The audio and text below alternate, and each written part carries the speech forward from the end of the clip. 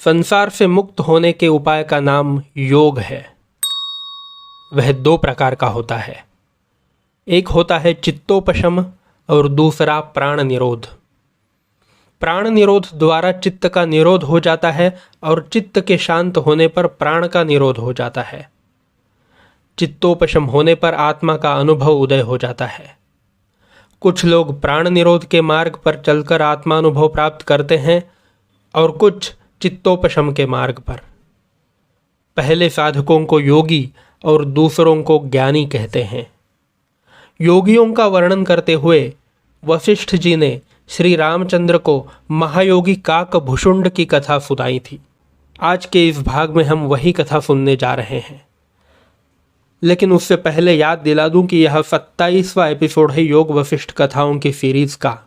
अगर आपने पहली 26 कथाएं अब तक नहीं सुनी हैं तो नीचे डिस्क्रिप्शन बॉक्स में दी गई लिंक पर जाकर उन्हें अवश्य देख लीजिएगा। अगर पसंद आए तो लाइक कीजिएगा और चैनल को सब्सक्राइब कीजिएगा, शेयर भी कीजिएगा। आइए अब सुनते हैं काकभुषुंड की कथा।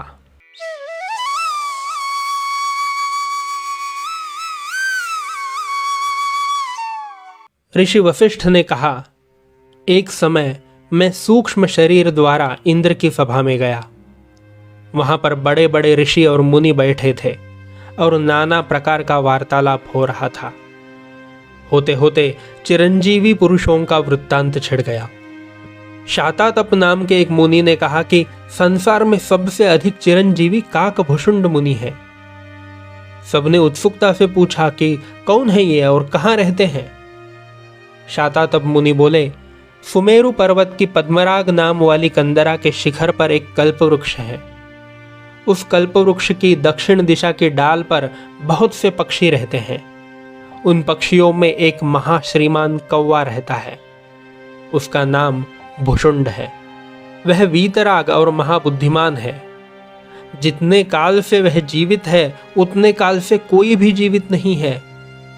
वह शांत और जीवन मुक्त है।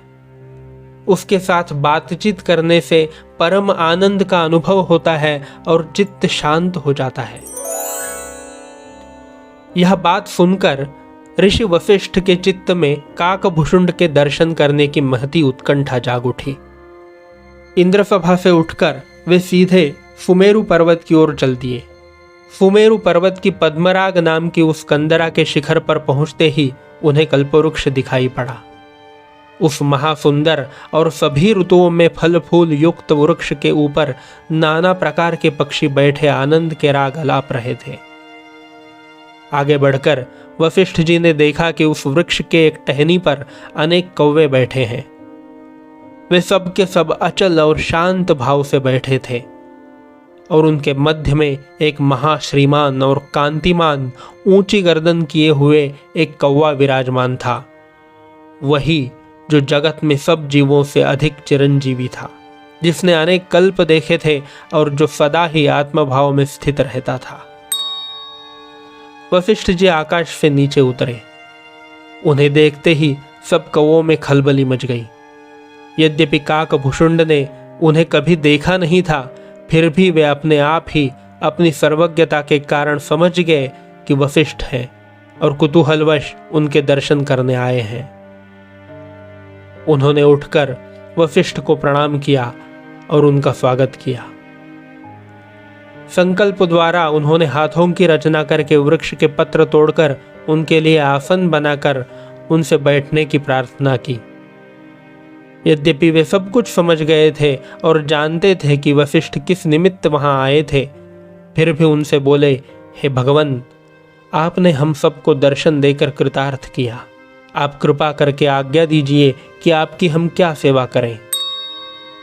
ऋषि वशिष्ठ ने कहा कि इंद्र की सभा में चिरंजीवियों का वृत्तांत चलने पर मैंने सुना था कि आप सबसे अधिक चिरंजीवी हैं, इसलिए आप कृपया अपने जीवन का वृत्तांत सुनाएं। काकभुषुंड ने कहा, भगवान शिव के अधिष्ठातृत्व में अनेक गण और शक्तियां हैं। उनके अनेक नाम और रूप हैं। उन शक्तियों में से एक का नाम अलम्बुसा है। उसका वाहन चंड नामक एक काक है और शक्तियों की वाहन हंसियां हैं। एक समय सब शक्तियों ने मिलकर उत्सव मनाया। उनके वाहनों ने भी उत्सव मनाया और मत्त होकर नाच और गाना किया। नाना प्रकार की क्रीड़ा करते करते यहाँ तक हुआ कि वे सब हंसिया चंडकाक द्वारा, जो कि अलम्बुसा का वाहन था, उसके द्वारा गर्भवती हो गई। मेरी माता ब्राह्मी शक्ति का वाहन थी। जब शक्तियों को यह पता चला कि उनकी वाहन हंसिया गर्भवती हो गई हैं, तो उन्होंने उन्हें कुछ दिन के लिए छुट्टी दे दी और अपने आप समाधि में स्थित हो गई। समय आने पर प्रत्येक हंसी ने 3-3 अंडे दिए। जब उनमें से बच्चे निकले तो हमारे पिता चंड हम सब को लेकर ब्राह्मी शक्ति के पास आए। उसने हमें आशीर्वाद दिया कि हम लोग कभी भी संसार के चक्र में नहीं पड़ेंगे, सदा आत्मभाव में स्थित रहकर जीवन मुक्त रहेंगे, कभी भी अज्ञान के वश में नहीं होंगे। यह कहकर उस देवी ने हमें इस कल्पवृक्ष पर एकांतवास करने की सलाह दी। हम लोग यहाँ आकर वास करने लगे। यहाँ पर हम लोग बहुत काल तक वास करते रहे। मेरे अन्य सब भाई अपने अपने संकल्प के कारण विदेह मुक्तता को प्राप्त हो गए। मैं ही अकेला अभी तक जीवित हूँ। मुझे यहाँ पर रहते रहते अनेक कल्प बीत गए हैं। समय समय पर प्रलय आता है और सृष्टि की रचना होने लगती है। प्रलय के समय मैं अपना यह घोंसला छोड़कर धारणा द्वारा अति सूक्ष्म बन जाता हूँ। प्रलय काल में जबकि 12 सूर्य तपकर भूमंडल को जलाने लगते हैं, तब मैं पानी की धारणा करके ऊपर आकाश में चला जाता हूँ। जब बहुत जोर की आंधी चलती है और वृष्टि होती है, तो मैं अग्नि की धारणा करके आकाश में स्थित रहता हूँ। जबकि सारी पृथ्वी जलमय हो जाती है, तो मैं वायु की धारणा करके जल के ऊपर तैरता हूँ। जब सारा ब्रह्मांड लय हो जाता है, तो मैं सुषुप्ति अवस्था में ब्रह्म में प्रवेश कर जाता हूँ और ब्रह्मांड की पुनः सृष्टि तक मैं उसी अवस्था में रहता हूँ। सृष्टि हो जाने पर मैं फिर अपने इसी घोंसले में आकर वास करता हूँ।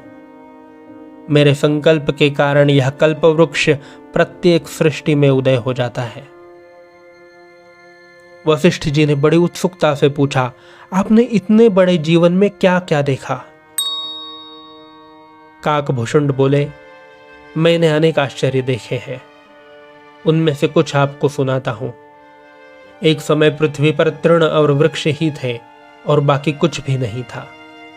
एक समय 11,000 वर्ष तक पृथ्वी पर भस्म के सिवाय कुछ नहीं था। वृक्ष और तृण सब जल गए थे। एक समय ऐसी सृष्टि हुई कि जिसमें सूर्य और चंद्रमा आदि प्रकाश ग्रह नहीं उपजे थे। केवल सुमेरु पर्वत पर स्थित कुछ रत्नों द्वारा ही प्रकाश होता था।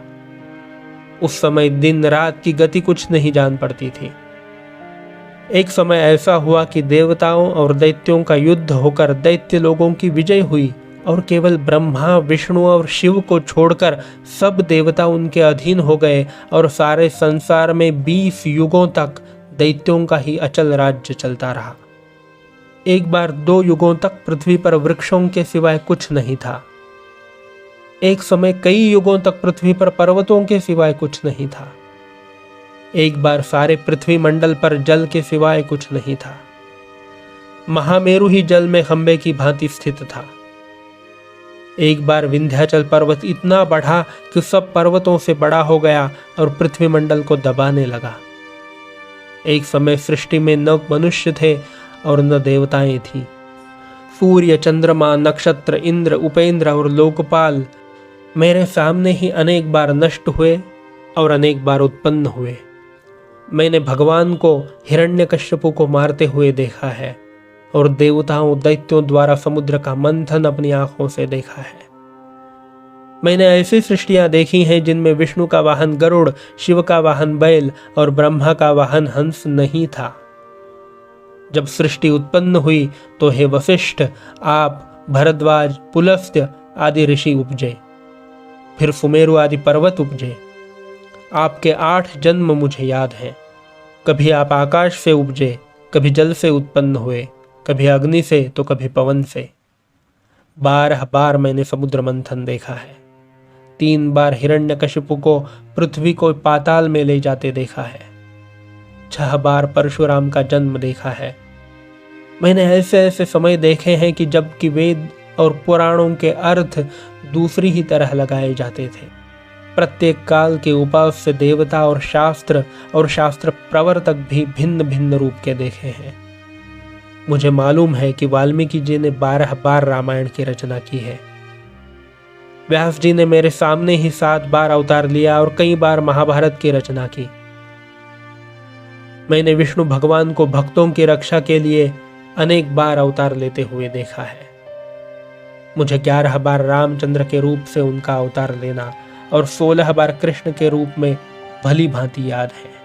100 बार मेरे सामने कलियुग में बुद्ध भगवान का अवतार हुआ है। मेरी आंखों के सामने ही 2 बार दक्ष प्रजापति का यज्ञ भंग हुआ। इस प्रकार की अनेक घटनाएं मैंने देखी हैं, उनका मैं आपको कहां तक वर्णन करूं। सृष्टि अनेक बार मेरे सामने रची गई और मेरे सामने लय हो गई।